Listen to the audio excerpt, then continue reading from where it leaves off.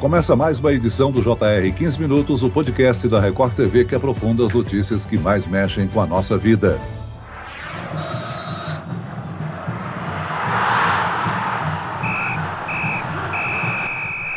Uma briga entre torcedores de São Paulo e Corinthians terminou com uma morte em Itapevi, na Grande São Paulo. Um grupo de torcedores do Botafogo invadiu o centro de treinamento para cobrar jogadores. Paraná, um torcedor do Curitiba morreu no hospital depois de se envolver numa confusão com torcedores do Palmeiras. A árbitra assistente é agredida por técnico de time no Espírito Santo. São casos de violência no futebol dentro e fora de campo que estão mais frequentes. Como essa violência mancha o futebol brasileiro? Qual o papel das autoridades públicas para conter toda essa fúria? E qual a responsabilidade dos clubes? O 15 Minutos de hoje conversa com o sociólogo da Universidade Federal Fluminense, Rodrigo Monteiro. Bem-vindo, professor. Olá, Celso. É um prazer estar aqui com vocês, conversando sobre um tema que é tão importante para o Brasil, que é o tema das torcidas organizadas de futebol. Quem nos acompanha nessa entrevista é o repórter da Record TV, Jean Brandão. Jean, você já cobriu diversos jogos de futebol. Chegou a presenciar alguma cena de violência nos estádios? Olá, Celso. É um prazer falar com você. É um prazer estar novamente participando aqui do podcast. Olha, Celso, infelizmente, se a gente for numerar a quantidade de vezes em que a gente presenciou cenas de violência na cobertura do futebol, a gente vai até amanhã. Foram cenas de violência não só dentro dos estádios, como fora também, longe dos estádios, com aquelas brigas de torcedores, morte de torcedores, integrantes de torcidas organizadas. Infelizmente, as cenas continuam se repetindo. Teve uma muito forte, que foi a cobertura do jogo entre Boca Juniors e Corinthians na final da Libertadores de 2012, o jogo no Pacaembu. Briga de torcedores na frente do estádio, tentaram forçar a entrada no estádio, foram recebidos pelos policiais que atiraram com balas de borracha, bombas de efeito moral. Foi bem complicada a cobertura daquele jogo, mas na verdade a gente que gosta do futebol já presencia cenas de violência desde criança. Eu posso citar um exemplo, eu sou do interior do Rio Grande do Sul e há uns 35 anos atrás, mais ou menos, eu presenciei uma cena bem forte na segunda divisão do futebol gaúcho, no jogo entre Dínamo e Guarani de Cruz Alta. Os policiais tiveram que entrar em campo montados a cavalo para poder dispersar os torcedores que invadiram o gramado. Foi uma cena bem complicada, o árbitro inclusive era o Renato Marcília. Eu falei com ele sobre esse episódio, lembrei desse episódio na cobertura do Campeonato Paulista na Record TV. Ele lembrou desse jogo também, se tornou inesquecível. Infelizmente, esses momentos continuam se repetindo, Celso. Professor, os casos de violência entre torcidas se espalham pelo país.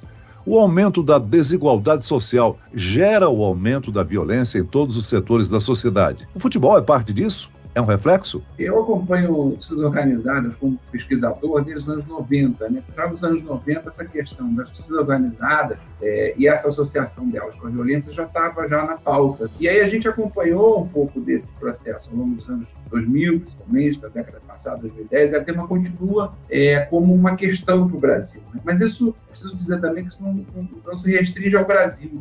Outros países do mundo também têm problemas com suas torcidas organizadas. Uma parcela dos torcedores organizados que age de forma violenta, sobretudo no dia do jogo e, sobretudo, também no caminho para o estádio. Então, geralmente, as brigas, os confrontos violentos, eles são quando as torcidas estão se deslocando para os estádios, em geral é assim, No caso do Rio de Janeiro, o confronto não havia, por exemplo, muito confronto dentro do próprio estádio, dentro do próprio Maracanã, que é o principal estádio do estado, mas no entorno ou no deslocamento para o estádio. Professor, esses episódios que estão cada vez mais constantes acabam afastando crianças, mulheres e idosos dos estádios? Você acha que essa violência acaba manchando a imagem do futebol brasileiro? Ele não é necessariamente mais constante hoje, ele já acontece. E, de fato, sim, essa ideia dessa violência entre algumas parcelas de torcedores organizados, ela acaba, de fato, assustando um pouco outros espectadores que desejam ir ao estádio, mas isso acaba também sendo um fenômeno que não é exclusivo do Brasil, isso é circular, Isso acontece em outros países do mundo. O que me chama a atenção aqui, no caso brasileiro, de onde eu posso falar, uma das questões que leva a essa explosão da violência tem a ver com a forma como essa parcela de torcedor organizado, não é a maioria da torcida organizada, que é violenta, isso é uma disputa, inclusive, dentro dela, mas a maioria das torcidas organizadas, ela entende que, para se colocar enquanto homem, né, para se colocar enquanto macho, ele precisa destruir física e moralmente o adversário. Daí ele, para se dizer, para se colocar, para se portar, para se apresentar como homem, dentro dessa concepção que a gente chama de concepção de masculinidade, ele precisa mostrar que é mais forte, mais valente, mais brigão, mais macho que o outro.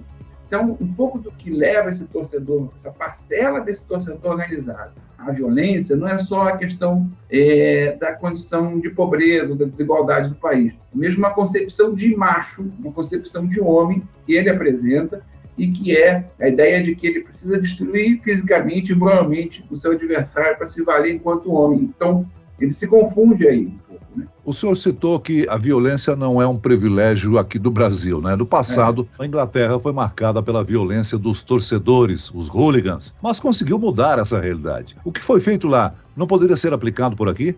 Celso, o que foi feito na Inglaterra nos anos 90, justamente o próprio governo depois precisou se explicar, porque como é que começa o processo lá? Começa a partir do desastre de Hillsborough, né, que foi quando mais de 90 torcedores do Liverpool morreram e um relatório policial acusou os próprios torcedores dessa violência. Anos depois, o governo precisou pedir desculpas, dizer que o relatório estava equivocado e que o erro foi mesmo de condução política e da segurança pública do evento. E o que aconteceu lá? O acesso ao estádio foi muito elitizado a partir disso. O preço do ingresso aumentou, houve uma diminuição de público no estádio, então o evento passou a ser muito mais algo comercializado, uma parcela mais nobre da população do que necessariamente para a massa. Mas, de toda forma, a violência em si ela não se esgotou na Inglaterra. Eventualmente, a gente escuta alguns problemas de confronto por lá entre os torcedores. Mas o que houve lá foi uma saída pela elitização dos estádios, né? E do acesso ao futebol. E aí não é justamente o que a gente precisa reproduzir aqui. Professor, e alguns confrontos acontecem, né, quando os times não estão se enfrentando. Como o que aconteceu em Itapevi, na Grande São Paulo? Um torcedor do São Paulo foi morto numa briga com torcedores do Corinthians, depois de um jogo entre Corinthians e Santos. Isso mostra que o problema não é restrito aos estádios, né? Não, o problema não é restrito ao estádio. Ele pode ocorrer, não é a maioria dos casos, mas ele pode ocorrer, inclusive quando não está tendo um jogo, mas quando os torcedores se encontram na rua, mas pelo fato de que você tem outras questões, como, por exemplo, a disputa territorial. Então, por exemplo, se em algum bairro de São Paulo ou do Rio de Janeiro os torcedores estão querendo dizer que a torcida manda mais naquele bairro, pode haver uma disputa territorial que leve a confrontos violentos. Ou seja, o entorno do estádio é justamente quando você tem uma maior concentração de torcedores. E aí, eventualmente, é preciso também, além de pensar essa desconstrução desse macho, o papel que os clubes podem fazer, que a imprensa pode fazer, que os jogadores, principalmente, podem fazer, mas também em políticas de segurança pública mais inteligentes. A gente viu aqui no Estatuto do Torcedor a ideia de que se alguém for pego brigando, vai ter que ir para a delegacia no dia que o jogo estiver ocorrendo. A Inglaterra fez isso por lá, deu certo alguma medida, a gente tentou fazer aqui. E aqui aconteceu o seguinte, o torcedor que era pego pela polícia, em alguns casos em Belo Horizonte, chegava a ser, a gente tem pesquisa relatando isso, chegava a sofrer da própria torcida uma sanção violenta. Ou seja, fazia aquele chamado corredor polonês para ele passar durante a saída à delegacia. Aqui em São Paulo, uma das medidas adotadas nos clássicos é que apenas a torcida do mandante pode ir ao estádio. A medida também já foi aplicada em outros estados e mesmo assim os casos de confusão acontecem em estações de ônibus, metrô. Além da torcida única, o que mais pode ser feito para tentar reduzir a violência no futebol, professor?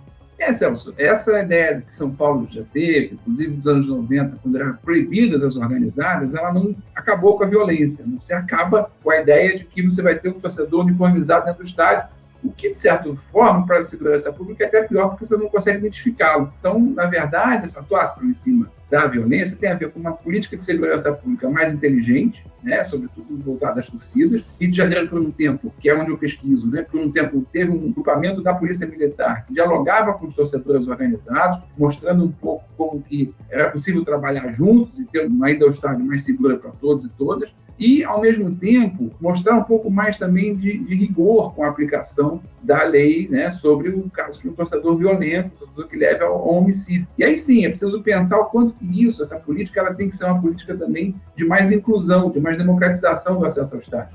Professor, recentemente um grupo de torcedores do Botafogo invadiu um treino da equipe, né? Foram cenas lamentáveis, né? Isso já aconteceu em vários outros times, aconteceu com os times da capital paulista, times do Rio Grande do Sul. Esse ano, inclusive, outras cenas como essa se repetiram. Por que você acha que isso continua acontecendo? Os clubes são coniventes com essa situação? Como impor limite aos torcedores?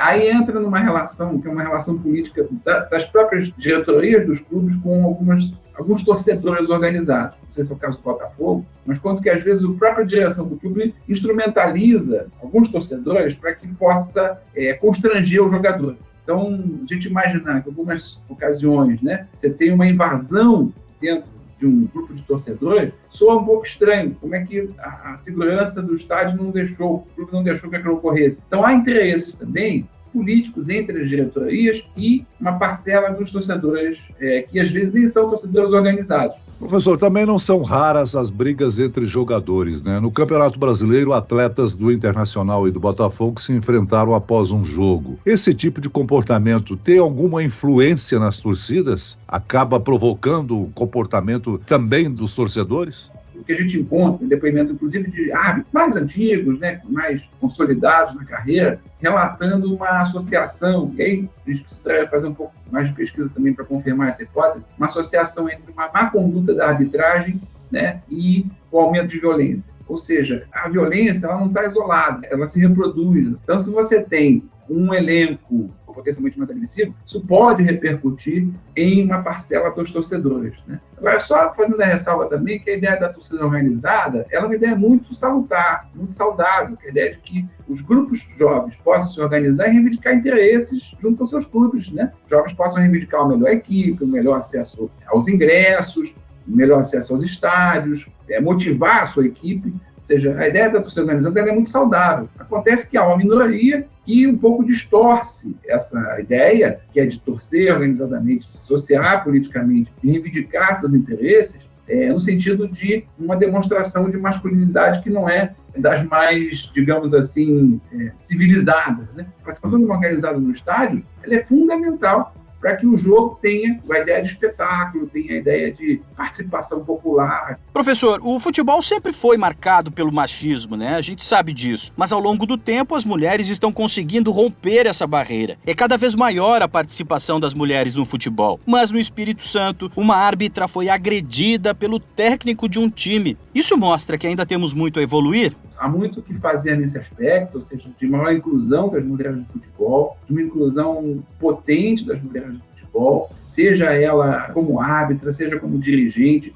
Veja que, por um bom tempo, a gente teve legalmente a proibição de mulheres praticando futebol, né? E isso reflete até hoje, ou seja, não temos mulheres na direção, teve um caso ou outro isolado, na direção dos grandes clubes brasileiros. O próprio futebol feminino ele tem um papel muito secundário. A mulher, quando começa a se inserir no futebol, é dito para ela, você tem que jogar como homem. Não, ela não tem que jogar como, tem que jogar como ela sabe, como ela deseja, como ela pode jogar. Então, essa ideia dessa masculinidade, ela atinge as mulheres e atinge também ao próprio homem, né? Ela é maléfica para o homem. Esse estilo de masculinidade é ruim, inclusive, para o próprio homem, que, por várias condições, inclusive, vai acabar morrendo mais cedo porque, não, eu sou homem, não vou me cuidar, não vou ao hospital, não vou ao médico, tudo mais. Agora, outro tema muito importante, recorrente, tem ocorrido, né? O racismo no futebol. Nesse ano, os jogos entre Corinthians e Boca Juniors ficaram marcados por atos de racismo. São torcedores argentinos que chegaram a ser presos, mas no dia seguinte eles pagaram a fiança e saíram ironizando a situação. O que pode ser feito para reduzir os casos de racismo no futebol? É importante que haja punição. Racismo é crime e precisa ser punido como tal. Não há um meio termo nesse ponto, né? Precisa ser punido como tal. E, ao mesmo tempo, pensar o quanto que isso é resultado do que a gente chama desse racismo que está internalizado em todos nós, que faz, inclusive, que alguns jogadores, alguns torcedores, alguns técnicos, mesmo com toda a propaganda institucional de clubes, de associações, como a FIFA, por exemplo, alguns grupos, alguns indivíduos ainda manifestam seu racismo, que não é mais uma ideia de não saber, é justamente de ser racista e desafiar a própria instituição que está conduzindo ali uma política contra o racismo, né? Agora, além das políticas públicas, um trabalho de conscientização poderia ser realizado pelos ídolos do futebol, né? Promovendo a pacificação das torcidas e aí até mesmo o combate ao racismo, né, professor? Perfeito, Celso. E a mostrar o quanto que o conflito do jogo ele não precisa estar na violência física entre os torcedores, mas pode estar justamente nessa rivalidade saudável entre as torcidas, entre os clubes, né, para se mostrar ali um maior gozo, né, com o esporte, que é um esporte tão fundamental para o Brasil e para o mundo também. Muito bem, nós chegamos ao fim desta edição do 15 Minutos. Eu quero aqui agradecer a participação do sociólogo da Universidade Federal Fluminense, Rodrigo Monteiro. Obrigado, professor. Obrigado, Celso. Parabéns pelo trabalho. E agradeço a presença do repórter da Record TV, Jean Brandão. Jean? Obrigado a você, Celso. É sempre uma honra, um prazer participar do podcast, ainda mais falando de futebol que a gente tanto gosta, só que a gente não gosta de violência, não. Até a próxima. Esse podcast contou com a produção de David Bezerra e dos estagiários Lucas Brito e Kátia Brazão. Sonoplastia de Marcos Vinícius, coordenação de conteúdo Camila Moraes, Edivaldo Nunes e Deni Almeida. Direção editorial Tiago Contreira. Vice-presidente de jornalismo Antônio Guerreiro. E eu, Celso Freitas, te aguardo no próximo episódio. Até lá.